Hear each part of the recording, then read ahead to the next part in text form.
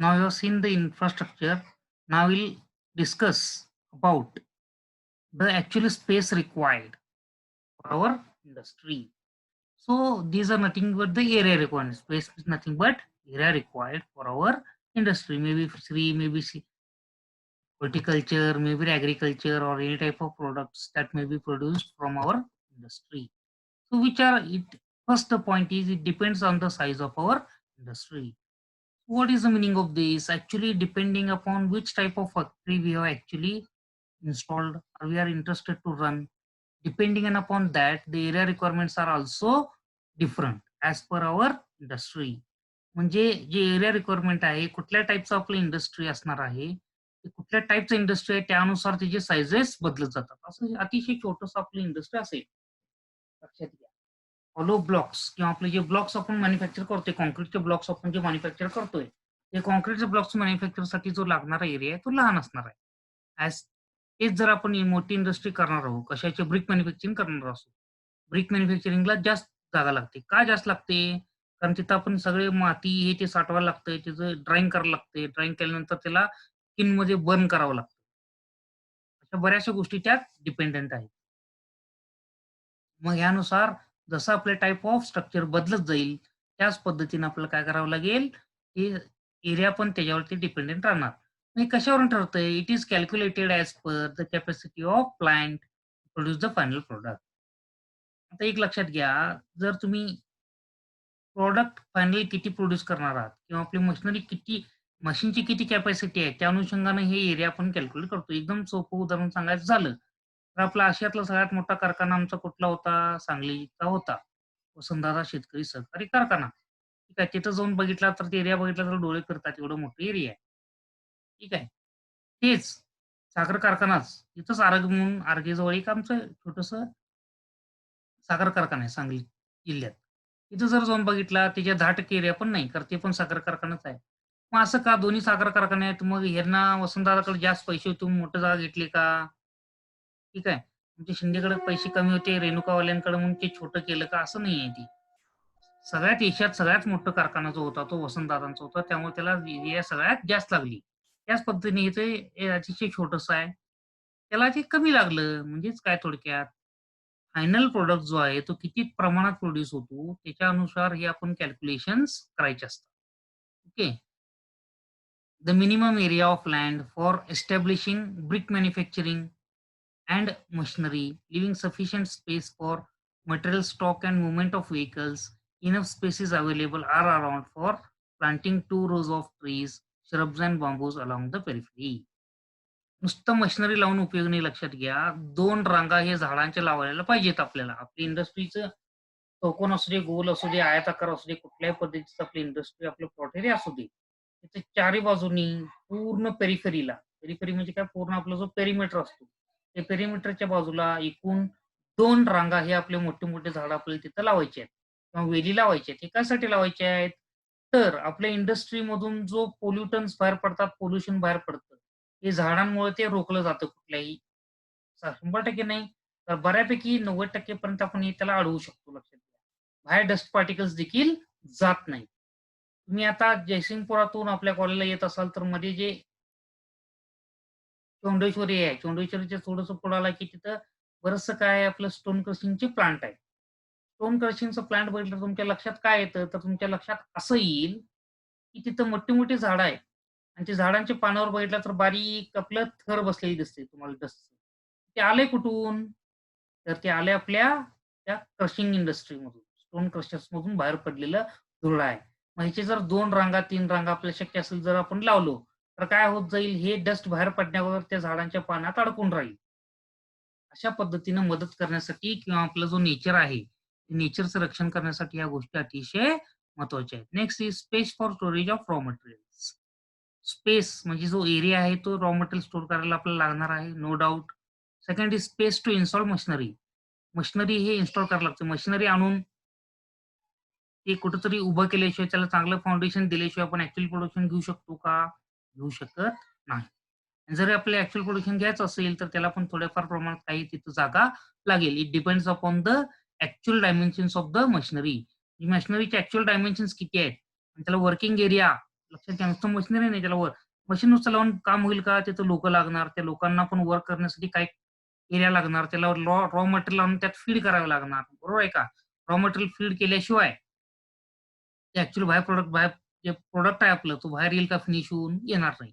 या सगळ्या गोष्टीसाठी तिथं स्पेस लागतो. तो स्पेसचा आपण तिथं अभ्यास करून मगच ॲक्चुअल स्पेस ठरवलं पाहिजे आपल्याला किती लागणार आहे कॅल्क्युलेट करून. Next is space to store finish products. सगळं तयार झालेलं फिनिश जे आपलं प्रॉडक्ट आहे ते ठेवण्यासाठी देखील आपल्याला लागणार आहे. नंतर space to store waste products. आपण दळप घेऊन येतो. दळल्यानंतर त्यातनं पीठ चाळतो. मागं कोंडा राहतो. ते आपण जनावरांना खायला घालतो. माहितीच आहे तुम्हाला.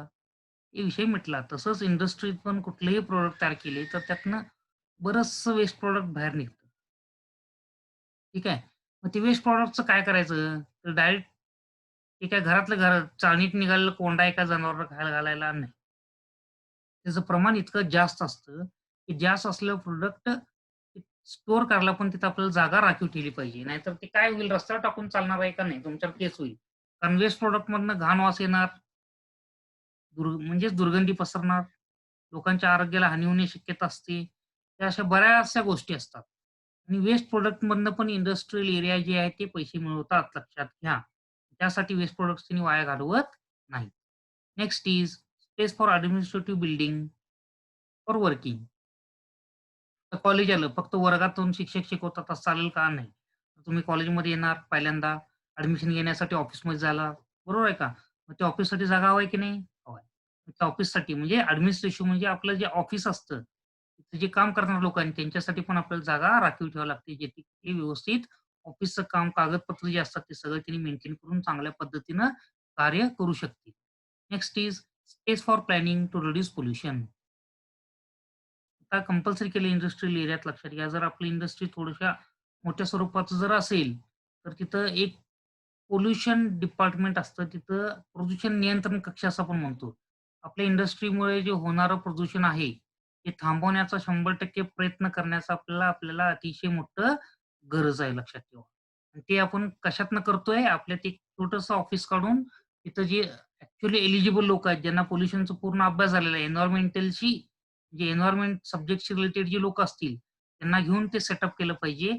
आणि त्यांनी त्यात काम केलं पाहिजे, की अशा पद्धतीने झाडं लावा, अशा पद्धतीनं तिथं नॅचरल गोष्टी अशा तयार केल्या पाहिजेत, की जेणेकरून आपलं जे प्रदूषण होणार हे आपण आपल्या इंडस्ट्रीमुळे कमीत कमी होऊ दे. त्याचं आपण 100% तिथं काळजी घेणं अतिशय गरजेचं आहे. नंतर space for labour huts in the industry. आता एक लक्षात घ्या, आपली इंडस्ट्री आहे, बरोबर?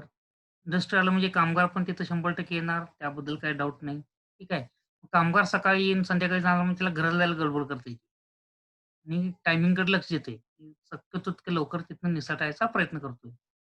त्यासाठी जर तिथं आपण छोटी-छोटी शेड मारून दिली, की बाबा तू इथंच राहा. काम संपलं तिथं जाऊन राहा. सकाळी उठून परत कामावर ये. असं जर आपण त्यांना क्वार्टर्स थोडक्यात दिले.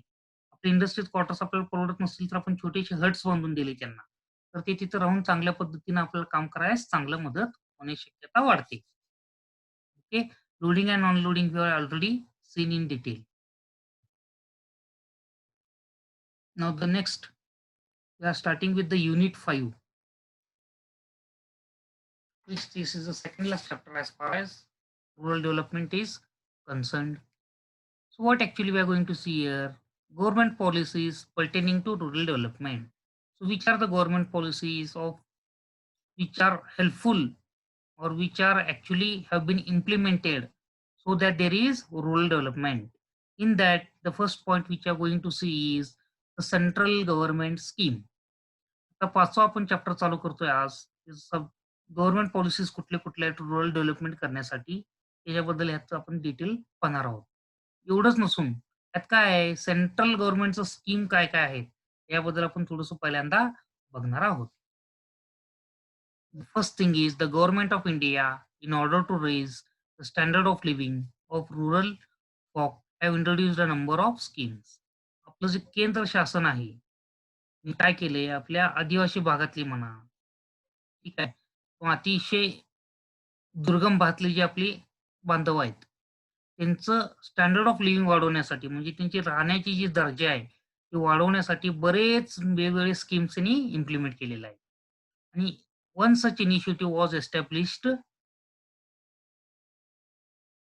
Bye Khadi and village industries commission act in 1956. असंच एक खादी आणि village industry act commission act आहे. त्याच्या अंतर्गत 1956 साली एक असं छोटंसं इनिशिएटिव्ह घेतलं आणि ती आता अपेक्स आहे. म्हणजे सगळ्यात टॉपचं सगळ्यात जर कुठलं असेल तर ते खादी आणि ग्रामोद्योग जे आपण म्हणतोय, ते ॲक्ट आहे. ते कमिशन आहे. त्यांनी सगळ्यात मोठं जे वरचं टोक ज्याला म्हणतोय, ते टोकचं काम कोण करतंय? तर ही लोकं करतायत आता सध्या. The Ministry of Micro, Small and Medium Enterprises to promote KVIC in rural areas. म्हणजे मिनिस्ट्री आहे आपलं. कशासाठी आहे? मायक्रो म्हणजे एकदम छोटे उद्योग. एकदम छोटे म्हणजे मायक्रो, एकदम सूक्ष्म. मायक्रोचा अर्थ काय? सूक्ष्म उद्योग. म्हणजे सूक्ष्म असं ते मायक्रोपॉलिस संबंधित आहे. तर सूक्ष्म इन द सेन्स छोटेसे, अतिशय छोटे उद्योग, घरगुती उद्योग ज्याला आपण म्हणतोय, त्याला सूक्ष्म म्हणूया. मीडियम म्हणजे छोटीशी इंडस्ट्री. स्मॉल म्हणजे छोटेसे आणि मीडियम म्हणजे त्याचे थोडेसे मोठी इंडस्ट्री. त्यांची जी मिनिस्ट्री आहे, तिने काय केलंय, के-व्ही मध्ये घेऊन रुरल एरियात अशा पद्धतीची इंडस्ट्री कशी डेव्हलप करता येईल, त्यासाठी वेगवेगळ्या एजन्सींच्या सोबत कोऑर्डिनेशन करायला सांगितलं आणि रुरल एरिया त्यांची उन्नती करण्यात सहभाग घ्यायचा त्यांना प्रवृत्त केलेला आहे. This KVIC identified as small as village industries for government support, which are basically divided into 7 categories. मग केविकने काय केलं, याचा पूर्ण अभ्यास केला आणि 7 कॅटेगरीमध्ये त्यांना डिव्हाईड केलं. ते 7 कॅटेगरी कोणते-कोणते आहेत, ते आपल्याला आता बघावं लागेल. त्यातलं पहिलं कॅटेगरी आहे mineral based industries. So which are the minerals? मिनरल्सची बेस्ड जी इंडस्ट्री आहेत, त्यांना पहिला त्यांनी दर्जा दिलाय. त्याचं नाव आहे मिनरल बेस्ड इंडस्ट्रीज. तर दुसरं कुठलं आहे फॉरेस्ट बेस्ड इंडस्ट्रीज. फॉरेस्ट म्हणजे जंगलाशी जी संबंधित म्हणजे त्यात टीक वूड असू दे किंवा जंगल वूड असू दे, कुठलेही जंगल निगडीत जे गोष्टी असतील त्याला त्यांनी त्यात सेपरेट फॉरेस्ट बेस्ड इंडस्ट्री असं त्यात घेतलंय. त्याला हे असलं कुठली इंडस्ट्री काढायचं असेल तर तुम्हाला पहिल्यांदा वन खात्याचं परवानगी घ्यावं लागतं. लक्षात घ्या. त्यामुळे कॅटेगरायझेशन केलंय. कॅटेगरीमुळे काय झालंय नेमकं कुठं जाऊन कोणाची परमिशन घ्यायची आणि कुठल्या पद्धतीने आपली इंडस्ट्री जर चालू करायचं आहे, हे जर माहिती घ्यायची असेल तर हे इंडस्ट्री आपलं पहिल्यांदा कुठल्या कॅटेगरीत येतं, हे आपल्याला माहीत असणं अतिशय गरजेचं आहे. जर आपल्याला इंडस्ट्रीचं कॅटेगरीज माहीत नसेल, तर आपण हे करू शकतो का? नाही करू शकत. Okay. Next is agro based industry म्हणजे शेतीशी संबंधित जे इंडस्ट्री आहेत, त्यांना पण आपण इथं घेतलेलं आहोत. Next is polymer and chemical based industry. Polymer तुम्हाला माहिती आहे प्लास्टिकशी संबंधित जी गोष्टी आहेत आणि केमिकल जे आपण यूज करतो. अशाच एक कॅटेगरी सेपरेट केलंय कारण हे प्रदूषणचे यांचे पॉलिमर म्हणजे प्रदूषण किंवा केमिकलमध्ये पण प्रदूषण होण्याची शक्यता जास्त असते. त्यांच्यावर जास्त करडी नजर या पोल्युशन कंट्रोल बोर्डचं असतंय आणि त्यांच्या अनुषंगानं ह्यांचं त्यांनी सेपरेट कॅटेगरी करून ते ठेवलेलं आहे. नेक्स्ट इज इंजिनिअरिंग आणि non conventional energy based industry. आपल्या इंजिनिअरिंगशी संबंधित आणि नॉन कन्व्हेन्शनल एनर्जी म्हणजे बायोगॅस असू दे, सोलर गॅस असू दे, सॉरी सोलर एनर्जी असू दे, सगळे जे गोष्टी आहेत, त्यांचं एक छोटंसं वेगळं त्यांनी कॅटेगरीज करून ठेवलेलं आहे. Next is textile industry other than khadi. म्हणजे खादी सोडून बाकी सगळे जे टेक्सटाईल इंडस्ट्री आहेत, हातमागं म्हणा, कुठलीही म्हणा, खादी सोडून जे येतात त्यांचं एक सेपरेट त्यांनी काय केलेलं आहे, कॅटेगरीत नेमणूक केलेलं आहे. Last is service industry. Service industry आता सगळ्यात मोठं अपकमिंग इंडस्ट्री आहे. तुम्हाला माहीत नसेल तर सांगतो. आहे त्या गोष्टीचं सर्व्हिस देणे, ती सर्व्हिस इंडस्ट्री. आता तुम्ही पण लॉकडाऊनमुळे घरात आहे, मी पण लॉकडाऊनमुळे घरात आहे. समजा मला आता काय लागत असेल मेडिकलमधून. मला बाहेर जायला देत नाहीत. पोलीस लगेच दांडकं मारते. ते माझ्या हितासाठी आहे लक्षात घ्या. पोलीस मारतोय म्हणून त्यांच्यावर चिडू नका. का मारतोय? बाहेर मी गेलो तर कोरोना पोलिसला होणार आहे का? नाही. पोलीस आपल्यासाठी किंवा आपले राज्यकर्ते आहेत, ते आपल्यासाठी एवढे पैसे खर्च करायला आपण इमॅजिन पण करू शकत नाही. एवढं आपलं सरकार किंवा आपलं जे गव्हर्नमेंट आहे स्टेटचं एवढं आपल्यासाठी राबायला लागलंय. त्याचं लक्षात घ्या, त्याचा फायदा करून घ्या. त्यांनी सांगतील त्या गोष्टी तुम्ही ऐका. ठीक आहे. हे मी सांगायचा संबंध नाही. तरी सर्व्हिस इंडस्ट्री म्हणजे काय हे सांगतो लक्षात. आता मला मेडिकलमधनं एक गोळी पाहिजे आहे, अर्जंट आहे. बाहेर गेलोय माझ्याकडे चिठ्ठी नसणार आहे. मग ते सोडत नाहीत. कारण मी दवाखान्यात जाऊ शकत नाही. दवाखान्यात गेले की आणि भीती वाटते मला. तिथं कोरोना पेशंट चुकून आला, त्याच्या संपर्क आला तर मला कोरोना होईल म्हणून. मी काय करणार? मेडिकलवाल्याला फोन करणार. मेडिकलवाले आता घरपोच सेवा सुरू केल्यात. बरोबर आहे. मग मेडिकल पासून माझ्या घरापर्यंत आणून देणारा जो औषध आहे, हे जे मधलं काम आहे दॅट इज सर्व्हिस. ओके. म्हणजे सर्व्हिस इंडस्ट्री अशा गोष्टी देतात. मग ह्याच्याशी जे निगडीत गोष्टी असतील ते सगळे कशात येतात? ते सर्व्हिस इंडस्ट्रीशी संबंधित आहेत लक्षात घ्या.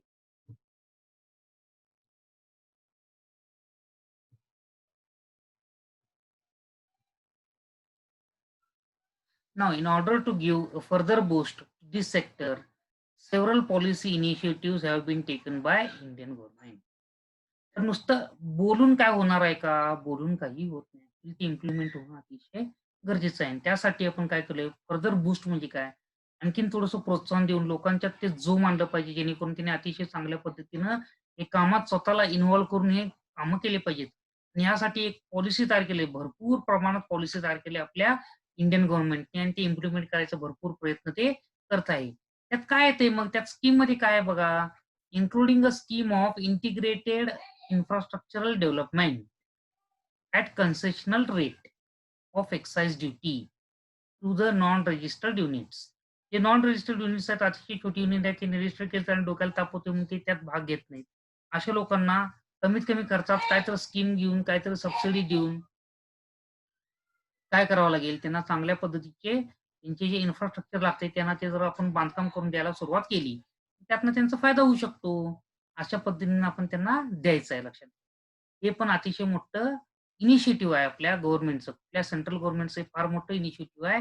जेणेकरून जे नॉन रजिस्टर्ड छोटी-छोटी इंडस्ट्रीज आहेत, त्यांनी पण ह्यात येतील आणि त्यांना त्यातनं पैसे घेऊन चांगल्या पद्धतीनं त्यांच्या इमारत उभं राहतील किंवा त्यांचं इन्फ्रास्ट्रक्चर जे लागतंय ते इन्फ्रास्ट्रक्चर यातनं उभं करून अतिशय चांगल्या पद्धतीचं ते काय देतील आपल्याला, अतिशय चांगल्या पद्धतीचे बाय प्रॉडक्ट्स देतील किंवा फिनिश प्रॉडक्ट्स देतील. त्यासाठी हे प्रयत्न आहे फार मोठा.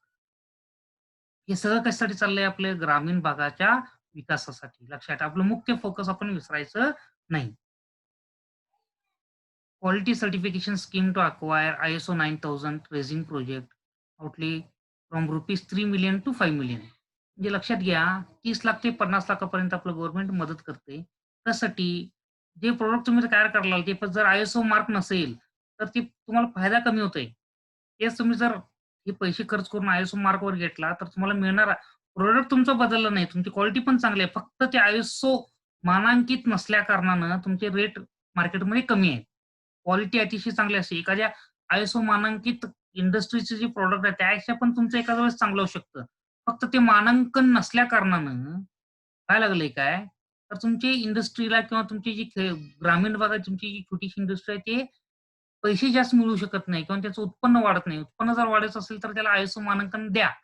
त्यासाठी एक रस्ता तयार केले. त्यासाठी 3 ते 30 ते 50 लाख रुपये गव्हर्नमेंट खर्च केले आणि त्यासाठी सिंगल विंडो स्कीम तयार केलेलं आहे. सिंगल विंडो म्हणजे गव्हर्नमेंट ऑफिसचा आपल्याला सगळ्यात मोठा कंटाळा काय येत होता आतापर्यंत. तर एका ठिकाणी गेलं तर ते 50 कडे फिरवतात आणि शेवटी नेमकं कुठंच जायचं हे शेवटपर्यंत माणसाच्या लक्षात येऊ देत नाहीत. त्यांनी करत नाही पण म्हणत नाहीत आणि करत पण नाहीत. असे आपले आजपर्यंत जुना अनुभव होता. मग ते सगळं गोष्टी लोकांना त्रास व्हायला लागल्या. लोकांचे भरपूर प्रमाणात कंप्लेंट झाल्या.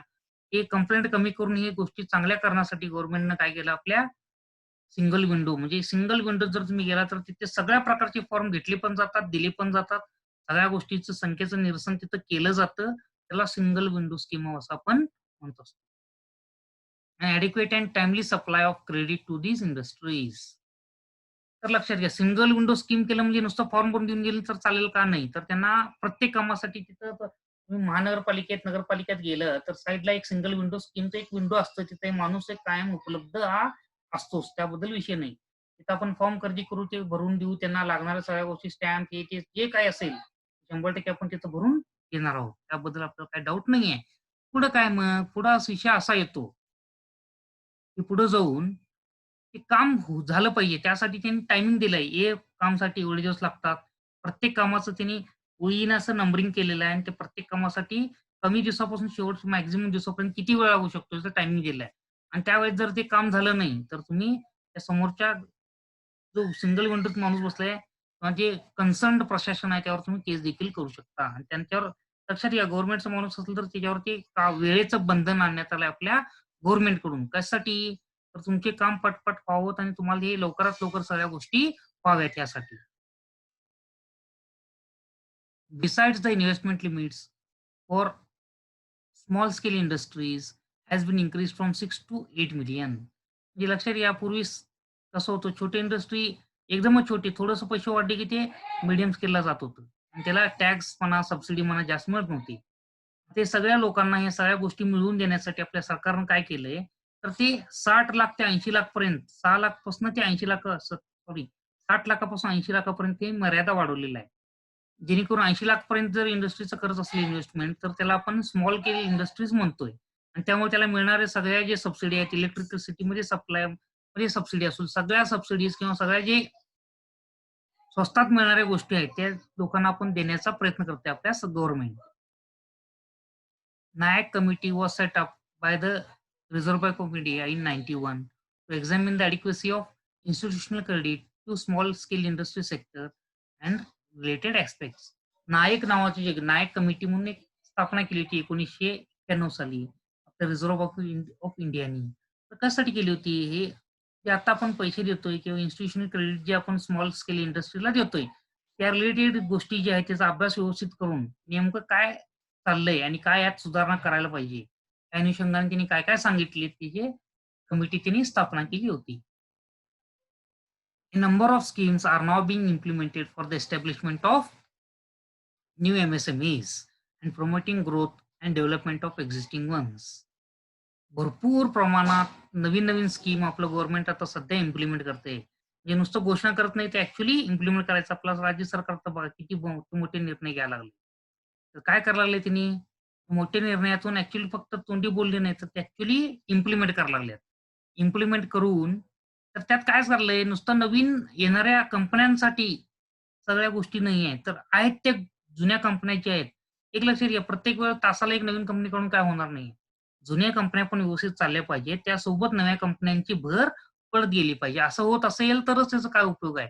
नाहीतर काय होणार आहे तुमचा काहीच उपयोग होणार नाही. त्यासाठी ठराविक त्यांनी गोष्टी सजेशन्स दिले ते काय आहेत बघा. तर पहिलं आहे prime minister's employment generation programme. पंतप्रधान जे आहेत त्यांच्या थ्रू जे रोजगार आहे, ते रोजगार तिथनं निर्मिती होण्याची गरज आहे. त्यासाठी त्यांनी सेपरेट प्रोग्राम तयार केले. जे रोजगार हमी जी पंतप्रधान रोजगार हमी योजना आहे, जी आहे, ते संलग्न ह्याच्याशीच असणार आहे 100%. जे पंतप्रधानांना असं सांगण्यात गेलंय, की तुम्ही अशी इंडस्ट्रीज सेटअप करा, तिथं मॅक्सिमम रोजगाराची संधी उपलब्ध होईल. ते रोजगाराची संधी उपलब्ध झाल्यामुळे आपल्या ग्रामीण भागातला जो बांधव आहे, त्याला तिथं काम मिळेल चांगल्या पद्धतीचं आणि ते चांगल्या पद्धतीचं काम मिळाल्यामुळे काय होईल, चांगल्या पद्धतीचं काम मिळाल्यामुळे तो स्वतःचं गाव सोडून इकडं सबर्ब्समध्ये जाणार नाही आणि आहे तिथं चांगल्या पद्धतीने तो प्रगती करू शकेल. हा सगळ्यात मोठा आपला फोकस आहे रुरल डेव्हलपमेंट सब्जेक्टचा. Next is micro and small enterprises clusters. एकदम सूक्ष्म आणि छोटे एंटरप्राइजेस क्लस्टर्स तयार केलेत डीपीत. हे का केलेत?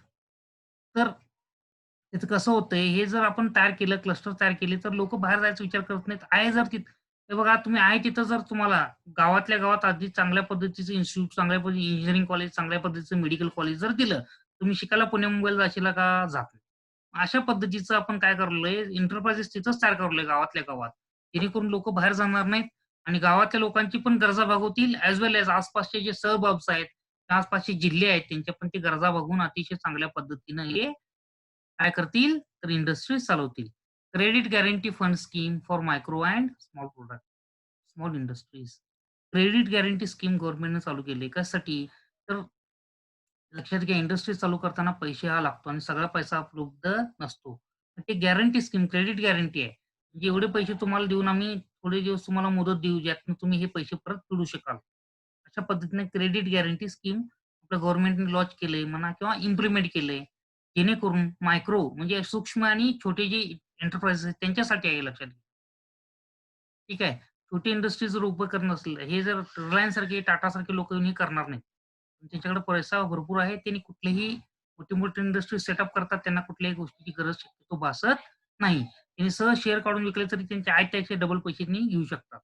तर आपले छोटे जे शेतकरी बांधव आहे, आपले जे ग्रामीण भागात आपली जी लोकं राहतात, त्यांच्याकडे हे असे पैसे कोण देणार पण नाहीत आणि कोण विश्वास पण ठेवणार नाही. ह्यांना काय गरज असते? त्यांना या सपोर्टची गरज असते. हे मग बँकेत जातील क्रेडिटवर. त्यांनी आहे त्या गोष्टींचं क्रेडिट करून त्यातनं जे पैसे उभे राहतील, त्या राहिलेल्या उभ्या केलेल्या पैशातून ही छोटी किंवा मध्यम स्वरूपाची जे इंडस्ट्री आहेत ते सेटअप करून त्यातनं इंडस्ट्री रन करून, तिथल्या छोट्या इंडस्ट्रीमध्ये पण काही प्रमाणात रोजगारची गरज असते आणि तिथं ते तिथल्याच लोकांना त्यांनी घेऊन तिथल्या लोकांना त्यांनी चांगल्या पद्धतीचे रोजगाराची संधी उपलब्ध करून देऊ शकतात. Next is performance and credit rating scheme. लक्षात घ्या, छोटी-छोटी जी इंडस्ट्री आहेत किंवा अतिशय छोटी इंडस्ट्री आहेत त्यांच्यात एक परफॉर्मन्स रेटिंग नावाचं स्कीम चालू केलंय. म्हणजे आपण पण ते करतोय बघा. वर्गात पहिल्या आलेल्या विद्यार्थ्याचा सन्मान करतो. करतो की नाही? त्याच पद्धतीने इंडस्ट्री अतिशय चांगलं रन केलं छोटी असलेली, तर त्यांच्या ते एरियातली लिस्ट काढून त्यांच्यात जो चांगल्या पद्धतीने इंडस्ट्री रन करेल, त्यांना चांगलं क्रेडिट देऊन, त्याच्यात त्याचा सत्कार करून, त्याला थोडंसं जास्त सूट देऊन, अशा पद्धतीने केलं तर तिथे काय होईल कळत-नकळत एक छोटंसं कॉम्पिटिशन तयार होईल आणि ते कॉम्पिटिशन तयार झाल्यामुळे काय होईल प्रत्येक जो एंटरप्रेन्युअर आहे, प्रत्येक जी छोटा इंडस्ट्रियलिस्ट आहे, काय करेल आपल्या शक्य होईल तितक्या कमीत कमी दरात चांगल्या पद्धतीचे प्रॉडक्ट जास्त प्रमाणात तयार करायचा प्रयत्न करेल. असं काय होऊन काय होईल एकूण त्या एरियाचा जो डेव्हलपमेंट आहे हे होण्यास आपल्याला अतिशय चांगल्या पद्धतीनं मदत होईल. असिस्टंट टू ट्रेनिंग इन्स्टिट्यूट्स आता लक्षात घ्या. हां, तर आपल्या 12वी करून 10वी करून बरेचसे विद्यार्थी घरी असतात, ग्रामीण भागातले. ठीक आहे. तिथंच आपलं आपण म्हणतोय शिक्षण 7वी 8वी पर्यंत 9वी पर्यंत शिक्षण आपण कंपल्सरी केली तिथपर्यंत शिकतात. ते साक्षर झालेत नो डाउट. तर ॲक्चुअली 10वी नंतर आणि 12वी नंतर फार मोठी आपल्या भागात पण अजून पण जर जाऊन आपण बघितलं, तर फार मोठी गळती लागते. मुलं नावाला उगाच आर्ट्स वगैरे ॲडमिशन घेतात, कॉलेजला वगैरे फिरकतच नाहीत. नावाला फक्त ग्रॅज्युएशनची एक सर्टिफिकेट लावून ठेवलेलं असतं. तर अशा विद्यार्थ्यांना ज्यावेळेस रोजगाराची संधी जरी मिळाली, तर त्यांना त्यातलं काय माहीत नसतं नेमकं तिथं जाऊन काय करायचं? आणि इंडस्ट्रियल लोकांची गरज काय असते, ती आल्याबरोबर त्यांनी कामाला लागून बाबा लगेच तू तुमचं प्रोडक्शन चालू कर. मग अशा वेळेला होते काय, आपले ग्रामीण भागात आपले जी लोकं आहेत, आपले जे बांधव आहेत, त्यांना चान्स असून पण आपण त्यांना काम देऊ शकत नाही. ओके. मग हे करण्यासाठी काय करावं लागेल, ग्रामीण भागात जाऊन तिथल्या तिथं त्यांना ट्रेनिंग दिलं पाहिजे. नेमकं तिथं जाऊन काय काम करायचं, हे जर ट्रेनिंग आपण द्यायला सुरुवात केली, तर तिथल्याच माणसाला तिथं काम लागेल. बरोबर आहे. आणि तिथल्याच माणसाला तिथं काम लागल्या कारणानं काय होईल, आपला दुसरा फायदा असा होईल, की तो आपलं गाव सोडून जाणार नाही आणि बाहेरच्या माणसाला पण बोलवायची गरज नाही. म्हणजे इंडस्ट्रियलिस्टचे पण पैसे वाचतील. बाहेरच्या माणसाला मालवून जास्त पैसे देण्याऐवजी किंवा त्याला क्वार्टर्स देण्याऐवजी, त्याला राहण्याची सोय करण्याऐवजी जर गावातल्या गावात माणूस राहून, तर त्या इंडस्ट्रीत काम करायला त्याने जर सुरुवात केली, तर काय होईल, हे फार मोठं होईल आणि त्यामुळे जे ट्रेनिंगची इन्स्टिट्यूट्स आहेत, त्यांना पण चांगल्या पद्धतीनं असिस्टन्स करणं, त्यांना प्रोत्साहन देणं, त्यांना सबसिडी देणे, अशा पद्धतीचे बरेचसे स्कीम सेंट्रल गव्हर्नमेंट अप्लाय करतं. म्हणजे काय करते लक्षात घ्या. आता मध्ये पण आपल्याकडे बऱ्याचशा गोष्टी आलेत सेंट्रल गव्हर्नमेंटकडून. काय तर इंडस्ट्रियल ट्रेनिंग जी गरज आहे, ते तुम्ही आपापल्या गावात द्या. त्या विद्यार्थ्यांचे ॲडमिशन घ्या. त्यांना 40 दिवस ठेवून घ्या. म्हणजे कुठल्या पद्धतीचं ट्रेनिंग घेणार त्याच्यावरती हे कोर्सचं टायमिंग डिपेंड असतं. 1 महिना, 2 महिने, 3 महिने डिपेंड्स. ओके. मग त्यांना देत असताना त्यांना राहणं, खाणं आणि फी पूर्णतः माफ असते. मग ही फी भरतंय कोण? तर हे पैसे गव्हर्नमेंटकडून सँक्शन होऊन त्या इन्स्टिट्यूटला मिळतात लक्षात घ्या. मग अशा पद्धतीनं जर आपण त्या ग्रामीण भागात जाऊन तिथल्या विद्यार्थ्यांना हे जर ट्रेनिंग द्यायला सुरुवात केली, तर होईल काय आपलं? तर यातनं फायदा असा होईल, तिथल्या तिथं इंडस्ट्रीचं स्किल्ड लेबर लागणार आहे. ते लेबर तिथल्या तिथे त्यांना मिळतील, स्वस्तात मिळतील. ते आपल्या ग्रामीण भागातल्या बांधवांना पण तिथल्या तिथं त्यांना चांगल्या पद्धतीच्या नोकऱ्या मिळतील. ते आपले गाव सोडून पलायन करणार नाहीत. अशा पद्धतीने एकूण जर आपण अभ्यास केला, एकूण जर या सगळ्या गोष्टींचं असं सांगड जर घातलं, तर आपलं जे ग्रामीण भागात आहे त्याची उन्नती कोणी रोखू शकणार नाही. Next is scheme of fund for regeneration of traditional industries. जे पूर्वापार आपली इंडस्ट्री छोटी स्वरूपाची चालत आलेली आहेत. त्यांना रिजनरेट करण्यासाठी पण बरेचसे स्कीम्स लागू असतात. मग ते स्कीम कशा असतात? बाबा बंद पडलेली इंडस्ट्री चालू करायचं असेल, तर त्याचे काहीतरी पैसे थकलेले असतात. त्यावरचं जे गव्हर्नमेंट आहे ते व्याज पूर्ण माफ करते. आहे ते पैसे जे राहिले तेवढे फक्त भरा म्हणून सांगते किंवा जे दंड झालेले असते, जे कर्ज असते ते न चुकवल्यामुळे दंड झालेलं असते, दंड माफ करतात. ते दंड माफ करून आहे तेवढे पैसे परत भरा, अशा पद्धतीने सांगितलं जातं किंवा टप्प्याटप्प्याने पैसे भरा, असं त्यांना सूट दिली जाते.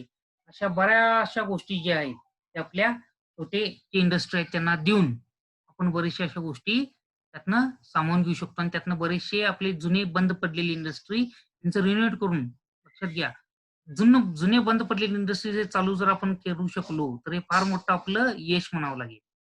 कारण का ते तिथल्या मालकांना म्हणा, तिथल्या कामगारांना म्हणा, ते ॲक्चुअली रन करून त्यांना माहीत असते. त्यांना पूर्वी कोणत्या चुका झाल्यात हे देखील माहीत असतं. आणि त्यामुळं हेच इंडस्ट्रीला आपण काहीतरी ठराविक सूट देऊन त्यातनं चांगल्या पद्धतीनं परत प्रोडक्शन घेऊन तिथल्या लोकांना आपल्या आसपासच्या लोकांना जर तिथं आपण नोकरी देऊन तिथल्या तिथं आहे असं परत जर ती इंडस्ट्री चालू आपण जर यशस्वी झालो, तर यापेक्षा चांगली गोष्ट कोणती असणार आहे का? नाही. अशा पद्धतीने जर आपण चालू केलं, तरी आपल्या ग्रामीण भागातल्या प्रगतीमध्ये ही फार मोठा आपला हातभार लागण्याची शक्यता असते. त्या अनुषंगानं scheme of fund for regeneration of the traditional industries. बंद पडलेली इंडस्ट्रीज किंवा आहेत खरं नीट चालत नाहीयेत. अशा सगळ्या गोष्टींना तिथं चांगले स्कीम्स देऊन, चांगल्या पद्धतीने कसे चालतील. आता बऱ्याच वेळेला तुम्ही बघितलाय. काय बघितलंय, की आजारी साखर कारखान्यांना बरेचसे वरनं गव्हर्नमेंटकडनं स्कीम येतात. तुम्हाला यातनं शेतकरीचा काय फायदा आहे, तर ते वरच्या लोकांना तसं नसतं लक्षात. शेत जर साखर कारखाने आपले व्यवस्थित चालले नाहीत, ठीक आहे. तर ते शेतकरी साखर कारखान्याचा जो मालक आहे, तो ऑलरेडी फायदा घेऊन बसला असतो. त्यांना फारसं नुकसान होतं अशातला भाग नाही. जर ते कारखाना व्यवस्थित चाललं नाही आणि त्यातनं जर पैसे उभा राहिले नाही, तर आपल्या शेतकऱ्यांचं फार मोठं नुकसान होतं यात. कसं नुकसान होतं त्याचं ऊस जे आहे उत्पन्न घेतले ते ऊस तो घेणार नाही, परवडत नाही म्हणून. ठीक आहे. ऊसच नेलं तर ते पीक नुकसान होईल आणि आपल्या शेतकरी बांधवांना त्यातनं पैसे मिळतील का? नाही.